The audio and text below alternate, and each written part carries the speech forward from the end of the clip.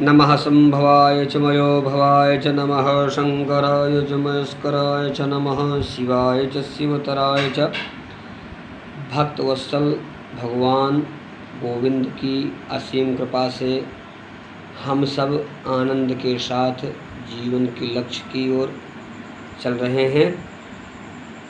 मनुष्य जीवन में लक्ष्य जो प्रधान होता है वो भगवान की प्राप्ति या भगवान की भक्ति की प्राप्ति या भगवान के भक्तों की प्राप्ति या भगवान के चित्त की प्राप्ति। भगवान ने कैसा किया कैसे नहीं किया यह बात माने नहीं रखती। माने यह रखती है कि हम भगवान के हैं, हमारे भगवान हमें किस प्रकार से पसंद करेंगे वो हम करते रहें, चूँकि अंत में जीव की गति गोविंद ही है। मित्रों नमस्कार। आज के भक्तमाल चरित्र में राका और बांका की कथा विधिवत आपके सामने हम ऑडियो के माध्यम से प्रस्तुत करने जा रहे हैं। यह कथा में आपको लगेगा कि भक्त की उच्च क्वालिटी या किस प्रकार से पहचान भक्त की होती है।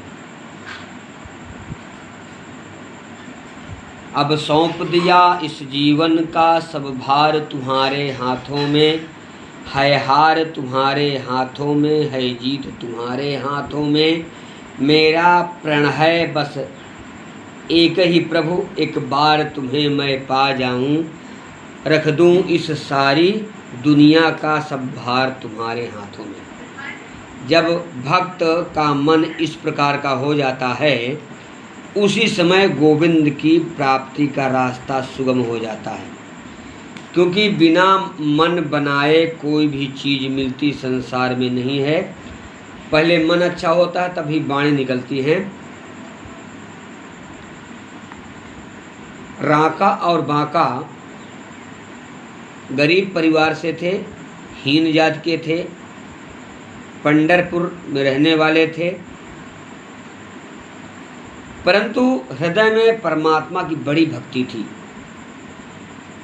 राका जी की स्त्री भी बड़ी पवित्रता से रहती थी, भक्ति पारायण थी, अर्थात तन और मन वचन से किसी का कोई अनहित नहीं सोचती थी, नहीं करती थी। यह लोग गरीब जरूर थे, जंगल से लकड़ी चुन चुन करके लाते और इन्हीं को बेच करके भगवान का भोग लगाते और पेट भरते, पेट पालते, ऐसे जीवन व्यतीत होने लगा था।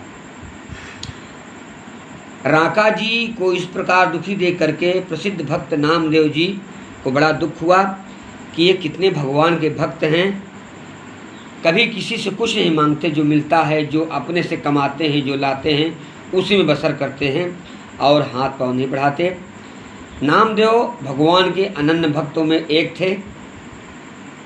भगवान से इन्होंने प्रार्थना की, प्रभु इतना अनन्य भक्त आपका है, इसको कष्ट क्यों? क्योंकि भक्त को कष्ट तो होता ही नहीं है। अगर कष्ट है तो फिर भक्त नहीं है। हम ऐसा करते हैं भगवान हमें क्यों देते, इसका मतलब ही आपका मन ठीक नहीं हुआ है। भगवान को कष्टों से बचाना आपकी भक्ति है, ना कि भगवान को कष्ट में डालना आपकी भक्ति है। भगवान ने नामदेव महाराज से कहा, मैं बहुत चाह रहा हूँ लेकिन ये लेते ही नहीं हैं। अगर तुम्हें नहीं लग रहा है मैं झूठ बोल रहा हूँ तो मैं कल परीक्षा में ले लेता हूँ। बोले हाँ प्रभु। तो जिस रास्ते से राका बांका लकड़ी लेके जा रहे थे उसी रास्ते में भगवान ने एक मोहरों से भरी गठरी को रख दिया। राका महाराज के पैर में अड़ा वो सोना गठरी,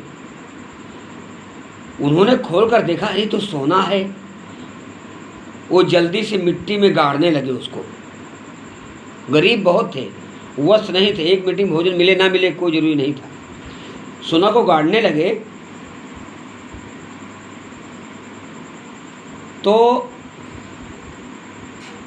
उनकी पत्नी बोली, बांका क्या कर रहे हो स्वामी? साफ साफ उन्होंने कहा कि प्रिय तुम ये न देख लो कि मैं सोने की गठरी पाया हुआ हूँ, इसको मिट्टी में गाड़ रहा हूँ, कहीं तुम्हें लोभ न आ जाए, हम उस पाप को फिर भोगे कहीं ना कहीं। इसके पीछे तुम लोभ ना आ जाए देवी, इसलिए उसको गाड़ रहा हूँ। यह देख करके स्त्री बोली, स्वामी मिट्टी को मिट्टी से गाड़ रहे हो, सोना भी तो मिट्टी ही है और मिट्टी से गाड़ भी रहे हो। देख करके रांका प्रसन्न हो गया, अरे ये मुझसे भी बड़ी त्यागी है। सोना और मिट्टी में इसने कोई विशेष महत्व नहीं दिया सोने को। दोनों ही छोड़ के चले गए। एक दिन भगवान ने सोचा चलो ये नहीं तो लकड़ी काटते हैं, तो लकड़ी का गट्ठा भगवान ने काट करके व्यवस्था करके 10-5 गट्ठा रख दिया कि आएगा उठा ले जाएगा, थोड़ा कम कष्ट होगा। रांका ने उनको हाथ नहीं लगाया, कहा ये तो मेरे परिश्रम के नहीं है, मैं किसी कमाई क्यों खाऊं।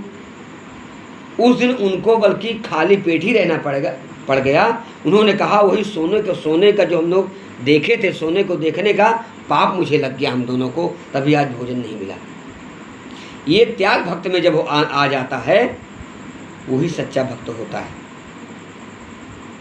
अमृत का स्वाद लग जाने पर गुड़ किसी को अच्छा नहीं लगता।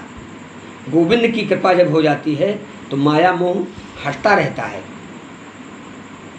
इसलिए हम सबको ध्यान दे करके गोविंद के प्रति धीरे धीरे बढ़ना है और अपने जीवन लक्ष्य को प्राप्त करना है। नमस्कार, जय सिया राम, हर हर महादेव। कल फिर मिलेंगे।